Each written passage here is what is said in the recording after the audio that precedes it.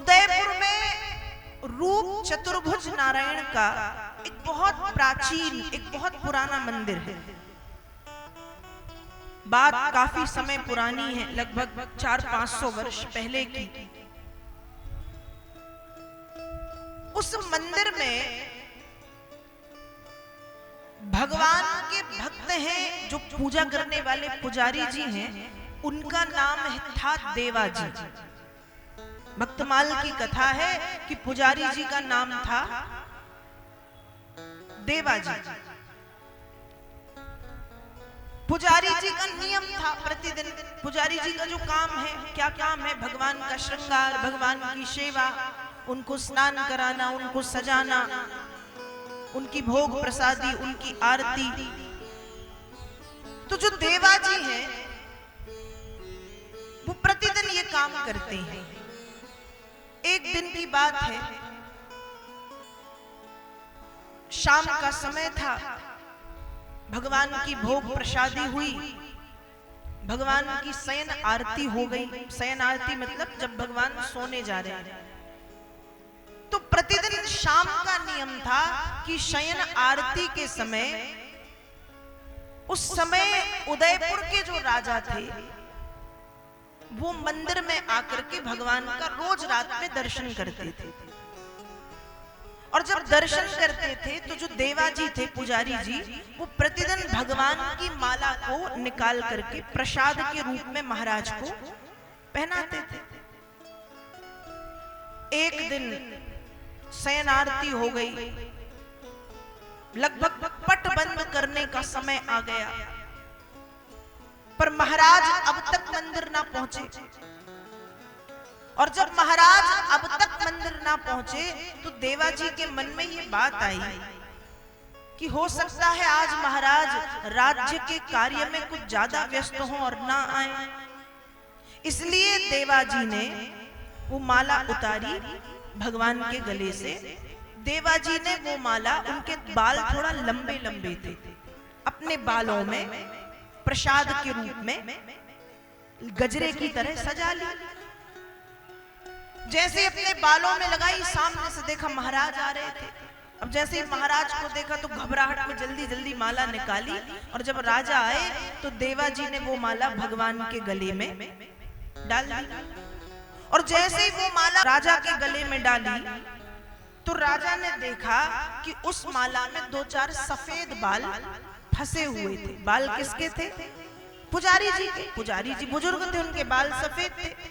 तो जब जल्दी जल्दी माला निकाली तो बाल कुछ टूट के उस माला में फंस गए। और माला जब राजा को पहनाई तो राजा ने देखा कि बाल में कुछ सफेद बाल लगे माला में।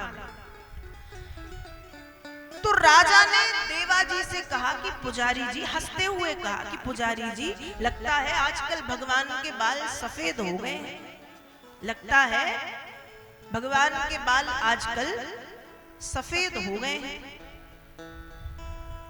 पुजारी जी घबरा गए, सीधे साधे थे बेचारे, घबराहट में कह दिया, हाँ हाँ महाराज, भगवान के बाल सफेद हो गए हैं।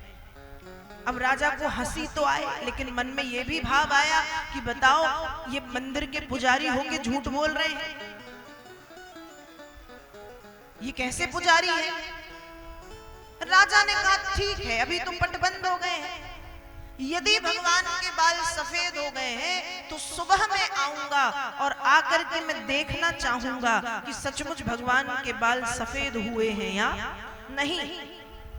और पुजारी जी, यदि मुझे भगवान के बाल सफेद नहीं मिले ना तो फिर आपको मैं दंड दूंगा, क्योंकि आप झूठ बोल रहे हो। अपने स्वार्थ के लिए आपने भगवान को वृद्ध बना दिया।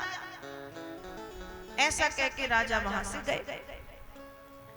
अब जैसे ही राजा वहां से गए तो पुजारी जी लंबी लंबी सांस लेने लगे, बेचारे सरल सीधे। अब राजा ने कहा सुबह आके देखेंगे। अब भगवान के बाल थोड़ी सफेद थे, भगवान कभी वृद्ध होते हैं?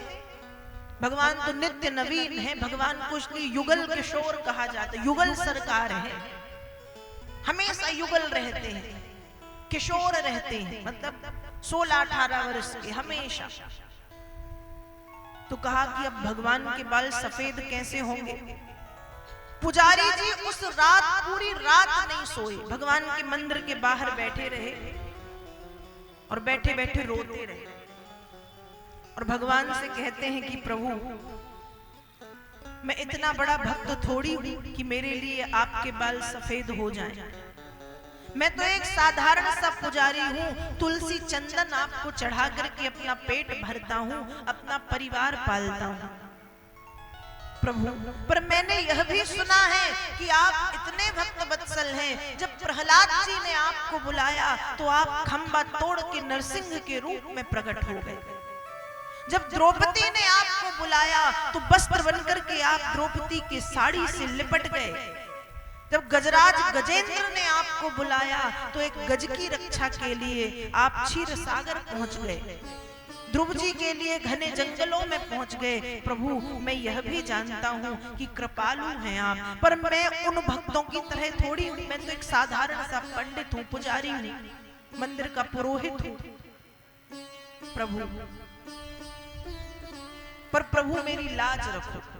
पूरी रात रोए, पूरी रात रोते रोते उनको सुबह के बज गए 4 बजे जल्दी से स्नान किया।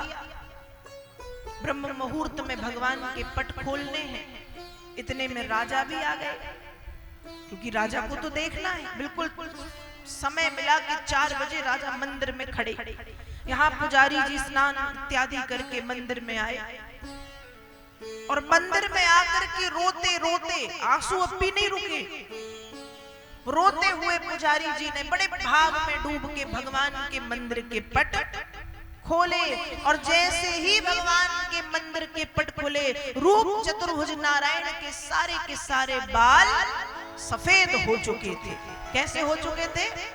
सफेद। अब राजा ने देखा तो राजा भी बिल्कुल पल के ना झपके कि ये कैसे संभव है, ये कैसे संभव है। और भगवान के बाल नकली नहीं थे। जैसे आपने सुना होगा दक्षिण भारत में तिरुपति बालाजी का जो मंदिर है, तिरुपति बालाजी के जो बाल हैं वो असली के हैं, मूर्ति में हैं, नकली वाले नहीं कि हम लगा देते ना भगवान को श्रृंगार करने, वो नहीं। वैसे उदयपुर के उस मंदिर में जो भगवान के बाल हैं वो असली हैं, भगवान की मूर्ति में। अब नकली तो लगाए नहीं जाते, लेकिन फिर भी राजा को भरोसा ना हो कि भगवान के बाल सफेद कैसे हो गए, हो ही नहीं सकता ऐसा। पक्के में पंडित जी ने कुछ कलाकारी बालों के साथ छेड़खानी की है। अब महाराज मूर्ति के पास पहुंचे और जैसे ही मूर्ति के पास पहुंचे और मूर्ति के पास पहुंच के जैसे ही बालों को खींचा, एक बाल पकड़ के खींचा और जैसे ही खींचा तो कोई हमारे बाल खींचे तो क्या होता है? बोलो, दर्द होता है। और दर्द के कारण कोई बाल खींचे तो यहाँ नाक पे क्या होती है? सिकुड़न, नाक सिकुड़ जाती है ना, ऐसे किसी ने बाल खींचे दर्द के कारण नाक सिकुड़ जाती, सिकुड़ती है ना।